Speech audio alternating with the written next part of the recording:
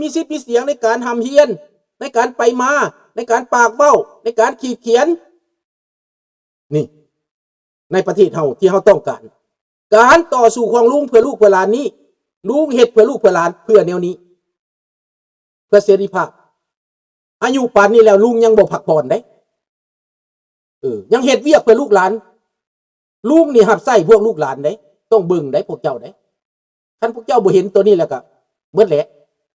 มีผู้ใดสิมายืนตนยืนโตเพื่อพวกลูกพวกหลานน่ะก็มีแต่ลุงนี่ได้ส่วนหลายได้ผู้อื่นเขาเจ้าเห็นแก่ตัวแล้วเขาเจ้าก็เสยแล้ว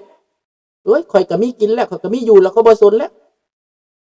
ส่วนคิวบ้านั้นก็ที่ไปในไวๆนี่แหละบ่ได้โดนดอกคิวบ้านี่ไปไวๆนี่แหละหลังจากอิหร่านแล้วปัญหาคิวบ้าเขาจะภายในเดือน5นี่แหละหลังจากสงกรานต์แล้วเนาะปีนี้สงกรานต์ปีนี้ก็ขอให้สงกรานต์ลูกหลานอยู่เมืองลาวเฮาอยู่เมืองไทยเฮามีแต่ความสุขความเจริญเด้อขอให้โชคให้ลาภเด้อขออยู่ดีมีแฮงเด้ออยู่ซุ่มกุมเย็นเด้อพี่น้องลูกหลานเฮาเด้อ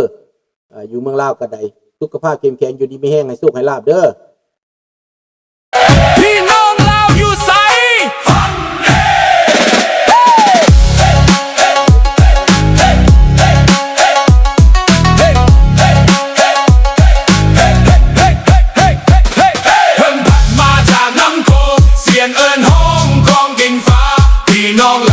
ไส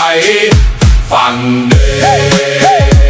เสียจากฟ้าห้องเหียบพี่น้องอย่าให้แผ่นดินกลายเป็นหอยลาวซองคนลาวบ่แบ่งบ่แยกบ่ทิมกันมือจับมือก้าวไปทางเดียวกันจะบ้านหาโนบ้านใจยังคือเก่าหักแพงฟังได้ลึกบ่เคยจางเบา